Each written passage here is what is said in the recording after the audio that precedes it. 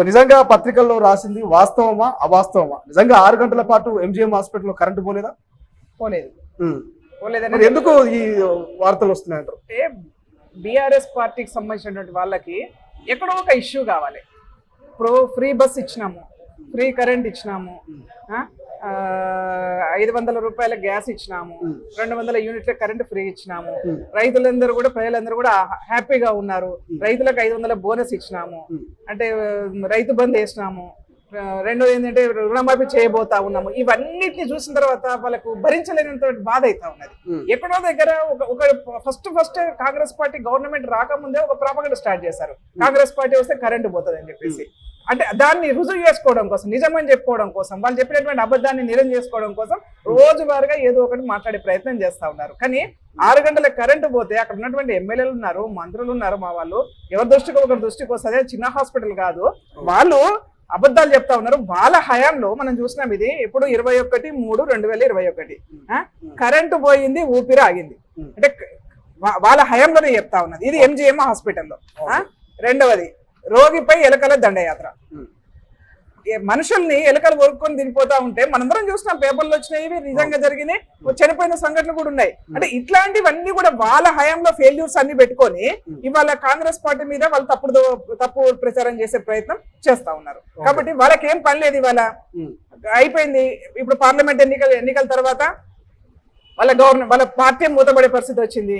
వాళ్ళ దిక్కు దివానం లేకుండా వాళ్ళ టోయిలెట్ బోర్డు పెట్టుకునే పరిస్థితికి వస్తా ఉన్నది. కాబట్టి ఇవాళ వాళ్ళు దీన్ని ఏదో రకంగా ప్రజలలో మేము ఉన్నాం అనిపించుకోవడం కోసము, లేకపోతే మేము మీకు అండగా ఉంటున్నామని చెప్పి అనిపించుకోవడం కోసము, వాళ్ళ యొక్క ఏమంటారు వ్యక్తిగతమైనటువంటి ప్రాపగండా కోసం ఇవన్నీ మాట్లాడుతున్నారని చెప్పేసి మేము భావిస్తాం. కానీ మొదట్లో కరువు అన్నారు, ఎందుకంటే చెరువులు ఎండిపోతున్నాయి, అటు రైతుల పొలాలు ఎండిపోతున్నాయి, కరువు మొదలైంది. ఇది కాలంతో వచ్చిన కరువు కాదు, కాంగ్రెస్ తెచ్చిన కరువు అన్నారు. ఇప్పుడేమో కరెంట్ అంటున్నారు. మళ్ళీ ఇంకోటి వడ్ల కొనుగోలు ప్రక్రియ పూర్తి స్థాయిలో జరగట్లేదు. 500 బోనస్, గతంలో వడ్ల కొనుగోలు మీద కాంగ్రెస్ ఇలా మాట మార్చి కేవలం సన్నాలకే 500 బోనస్ అంటున్నది. రైతు వ్యతిరేక కాంగ్రెస్ అంటూ కూడా ప్రతిపక్షాలు కామెంట్ చేస్తున్నాయి. ఎట్లా సమాధానం చెప్తారు? అంటే నేను ఇందాక అన్నా కదా, కరువు అనేది ఒక పార్టీ తీసుకురాదు. ప్రకృతి మన మీద పగబడుతునో లేకపోతే మనం చేసే తప్పిదాల వలన కరువులు వస్తాయి. అంతేగాని ఒక కాంగ్రెస్ పార్టీ వస్తే కరువు వస్తుంది అని అనుకుంటే సిగ్గుపోతుంది. కొంచెం చదువుకున్నారా వీళ్ళు, లేకపోతే పెద్ద అమెరికాలో చదువుకుని వచ్చినామని చెప్తారు. ఏం మాట్లాడుతున్నారని వాళ్ళు సైన్స్ తెలుసా లేదా వాళ్ళకి?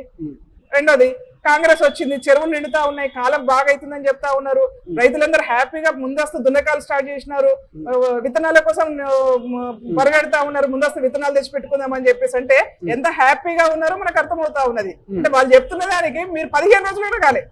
మీరు మొన్న చెప్పిన కరువు వచ్చింది, కాంగ్రెస్ వచ్చింది, కరువు వచ్చిందని 15 రోజులు కూడా కాలేదు. వర్షాలు పడ్డాయి, బ్రహ్మాండంగా రైతులందరూ హ్యాపీగా ఉన్నారు. రైతులకు బోనస్ ఇస్తామని చెప్పినాము, 500 రూపాయలు బోనస్ ఇస్తా ఉన్నాము. ఇంకా ప్రజల నుంచి డిమాండ్ వస్తే తప్పకుండా ప్రభుత్వం పరిశీలన చేస్తుంది. అంతేగాని మీరు ఈ అందానికి కాంగ్రెస్ పార్టీ ఇస్తున్న దానికి ప్రజలు లబ్ధి పొందుతున్న దానికి వీళ్ళ కడుపు మంటతో మాట్లాడుతున్న విధానం మనకు కనిపిస్తా ఉంది స్పష్టంగా. మీరు మాట్లాడుతున్న అన్ని కూడా శుద్ధ అబద్ధాలు కదా. మీరు మాట్లాడుతున్న ప్రతి ఒక్కటి అబద్ధమే కనిపిస్తా ఉన్నది. ఎక్కడ చెప్పండి? కానీ వాళ్ళ మంత్రులు పక్క రాష్ట్రంలో ప్రచారాలకు పోతా ఉన్నారు, కానీ పక్కనే ఉన్నటువంటి వడ్ల కళ్ళాల దగ్గర పోతలేరు, రైతుల్ని పరామర్శిస్తలేరు అంటున్నారు. అందుకే హరీష్ రావు గారు మేము వెళ్ళి రైతుల్ని పరామర్శిస్తున్నాము, ఆ వడ్ల కుప్పల్ని చూస్తా ఉన్నాం అంటున్నారు. ఎట్లా చూస్తారు? వాస్తవమేనా ఇది అధికారంలో ఉన్నప్పుడు హరీష్ రావు గారు చేస్తే బాగుండేది. ఎందుకంటే నేను స్వయంగా చూశాను, సిద్దిపేట గానీ, దొమ్మాట, మిర్దొడ్డి ఆ ప్రాంతాలలో పోయిన ఎన్నికల సందర్భంలో అనుకుంటాం తిరిగినప్పుడు, బై ఎలక్షన్స్ టైంలో ఎక్కడ పడితే అక్కడ కుప్పలు కనబడ్డాయి, మొత్తం మొలకలు వచ్చిపోయినాయి. ఎందుకు కొనట్లేదంటే వాళ్ళు ఏదో సాగు చెప్పినారు, వర్షాలు బాగా పడ్డాయి, మేము పంట ఎక్కువ పండించినాం, ప్యాడ్ ఎక్కువ వచ్చిందని చెప్పేసి మాట్లాడినారు. మేము ఇవాళ చెప్తా ఉన్నాం, ముఖ్యమంత్రి గారు రివ్యూ చేస్తున్నారు, పదే చెప్తా ఉన్నారు, ఎక్కడ కూడా కళ్ళాలలో ఒడ్లు నిల్వ ఉండొద్దు, మీరు వచ్చినట్టుగా కొనుగోలు చేయమని చెప్పేసి స్పష్టంగా చెప్తా ఉన్నారు. ఈ వీళ్ళు మనం చూసినంతలో టిఆర్ఎస్ పార్టీ అధికారంలో ఉన్నప్పుడు ఏ ఒక్క రోజు కూడా రివ్యూ చేసి కళ్ళాల నుంచి వడ్లు తీసుకోమని చెప్పలేదు. ఇప్పుడు రంగుమారిన విత్తనాలకు గానీ, రంగుమారినటువంటి వడ్లకు గానీ మేము ఏ ఒక్క వడ్ల గింజలు కూడా వెనక్కి పోకుండా కొనుగోలు చేస్తామని ప్రజలకు హామీ ఇవ్వలేదు. ఇవాళ మేము ఇస్తా ఉన్నాం కాంగ్రెస్ పార్టీ నుంచి. మేము కాంగ్రెస్ పార్టీని చెప్తా ఉన్నాం, రంగు మారిన ధాన్యమైనా సరే మీరు ఎవరు కూడా భయపడాల్సిన అవసరం లేదు. కాంగ్రెస్ పార్టీ ఉంది, మీకు కాంగ్రెస్ పార్టీ సపోర్ట్ గా ఉంది. ఇక్కడ ఉన్నది రేవంత్ రెడ్డి గారి ప్రభుత్వము, కాంగ్రెస్ పార్టీ ప్రభుత్వము, ప్రతి గింజ కొనుగోలు చేస్తామని చెప్పేసి రైతులకు ముందస్తుగానే మేము ధైర్యం చెప్పినాం. ఎవరు అధైర్యపడతలేరు, రైతులు ఆనందంగా ఉన్నారు. రైట్, మరి ఒకవేళ వర్షాలు పడి రంగు మారిపోయినా కొనడానికి ప్రభుత్వం సిద్ధంగా ఉన్నప్పుడు వీళ్ళకేం నొప్పి అవుతుందండి? అందుకనే వీళ్ళు చెప్తున్నాయి అన్ని అబద్ధాలు మాట్లాడుతూ ఉన్నారు. రోజువారీగా ఎక్కడ ఏ అవకాశం వస్తుందా? ఇదే హరీష్ రావు గారు మరి పక్కనే ఉన్న సిద్దిపేట ఎందుకు పోలే, మార్కెట్ యార్డ్కు పక్కనే ఉన్న మిర్దోటికి ఎందుకు పోలే?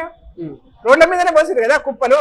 ఇవాళ రాజకీయాల కోసం మీరు రోడ్ల మీద కుప్పల కాడికి పోతామన్నారు. ఇదే కుప్పల కాడికి పోడు మీరు అధికారంలో ఉన్నప్పుడు పోతే రైతులు బాగుపడేవాళ్ళు కదా, అప్పుడు ఎందుకు పోలేదు? అసలైన తొలి వెలుగు. ఫాలో వాట్సాప్ @తొలి వెలుగు official.